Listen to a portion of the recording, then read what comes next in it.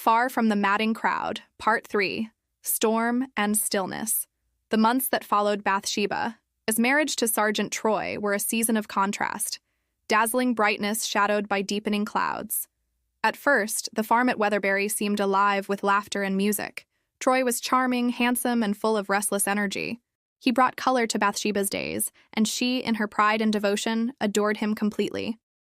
But love, when rooted in impulse, rarely stands calm against the winds of truth.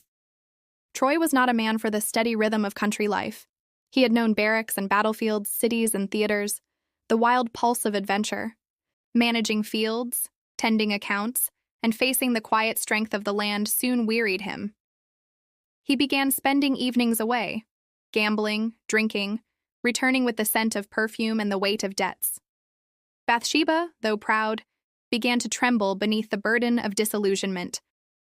Gabriel saw it all.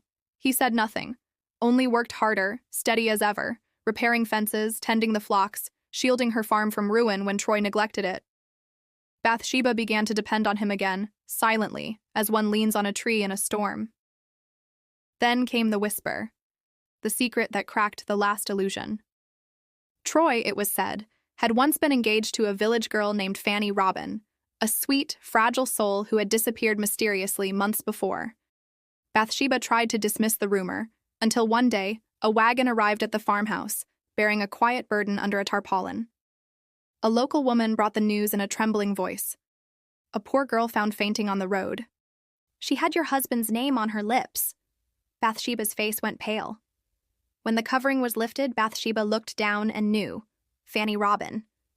A young woman, peaceful in stillness, a small token of affection still clutched in her hand. Bathsheba turned away, her breath shallow, her world folding in on itself. Troy came home later that night. She met him at the door, calm, composed, but her eyes were old with pain. "I know everything," she said quietly. For the first time, Troy had no charm left to give. He tried to speak, but the weight of what had been lost silenced even him. Days later, without warning, he vanished. Some said he had drowned at sea while swimming near Budmouth. Others whispered darker tales. Whatever the truth, Bathsheba was left alone, widowed in name, bereft in spirit, and surrounded by fields that now seemed haunted by memory. Seasons passed. Under Gabriel's care, the farm survived. Slowly, Bathsheba's pride softened into humility. She worked side by side with him, her hands roughened, her laughter rare but real. Grief, she learned, was not something to escape, but to live through. Then, one evening, a knock sounded at her door. It was Mr. Boldwood. He had grown graver, more haunted. Years had not dulled his passion, they had hardened it.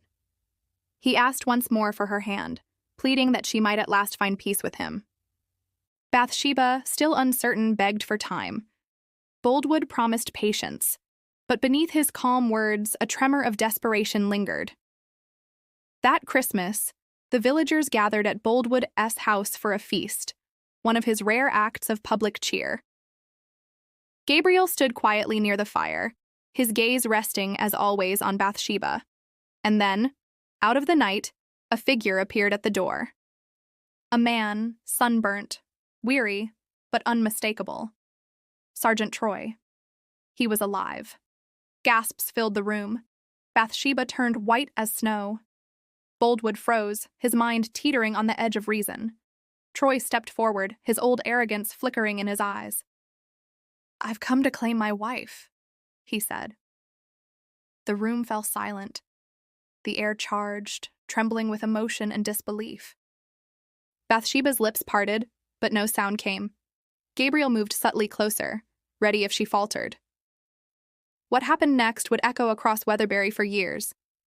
There was no violence, only chaos. A storm of shouts, gasps, and the crash of a man's pride breaking at last. When the noise settled, Troy was gone again, swallowed by the same fate that had always shadowed him. The next morning, the world was still. Snow dusted the fields, soft and merciful, hiding the scars of the night. Bathsheba, exhausted, stood by her window. For the first time, she felt not pride or defiance, but peace. Quiet, aching, human peace. She turned to Gabriel, who stood at a distance, waiting, as he always had. "Mr. Oak," she said softly, "you're leaving, aren't you?" He nodded. "You've no more need of me now. The farm runs well. And I think it's time." She looked at him for a long moment. The man who had been her constant through all her storms. Suddenly, she reached out, her voice trembling but clear. "Stay. Please stay." It was not a declaration of romance, not yet, but something purer. A plea for partnership, for understanding, for the kind of love built not on impulse, but endurance. And Gabriel stayed. In time, their companionship deepened into something steady, sacred, and whole. The village saw them walking together at dusk, two souls tempered by hardship, bound not by passion's fire, but by the quiet warmth that remains when the flames have burned away. Far from the madding crowd among the fields and winds of Wessex, they found peace. Not perfect, but true.